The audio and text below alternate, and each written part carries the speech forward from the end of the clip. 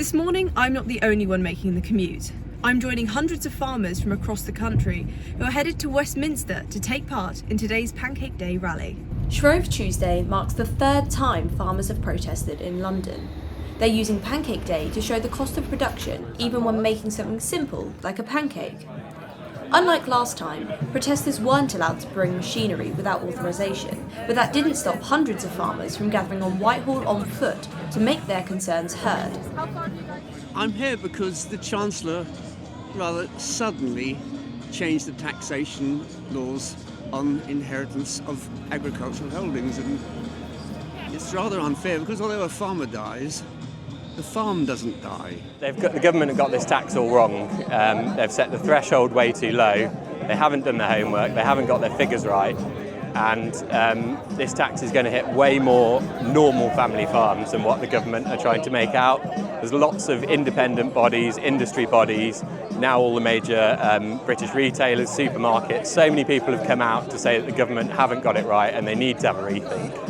And I think even the government know that, but Rachel Reeves is hiding in the Treasury.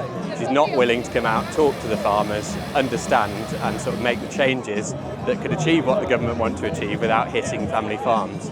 2 years ago, Keir Starmer stood up at the NFU conference and said food security is national security. Well, now with this policy, they're looking to decimate UK farming. The focal point of these protests are Labour's plans to introduce a 20% inheritance tax on farming land worth over £1 million, announced in the budget last autumn. This change essentially scraps an exemption, which meant no tax was paid to pass down family farms. The protest is now walking down Embankment, and I've been speaking to some farmers who said if something doesn't change soon, the future of farming will be pretty bleak. Kemi Badenoch and Nigel Farage were among those who came to show their support.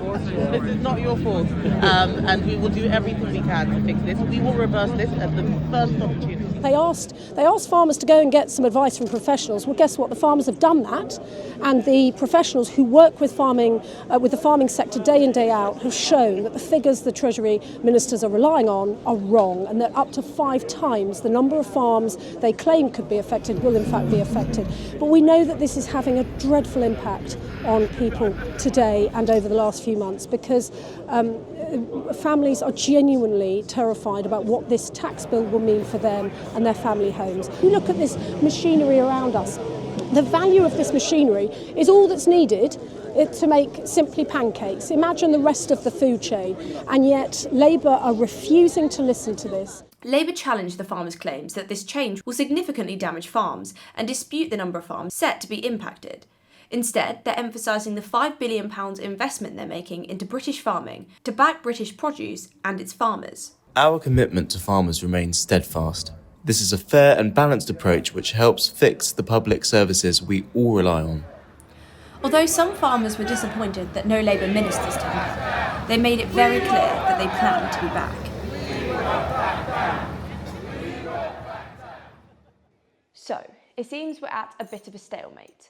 The government is committed to pushing through with this legislation, but farmers are adamant that they won't stop until some of their concerns are heard and some changes are made. So after today, I think only one conclusion can be safely drawn, and that's that we're probably going to see farmers walking in Westminster again before the end of the year.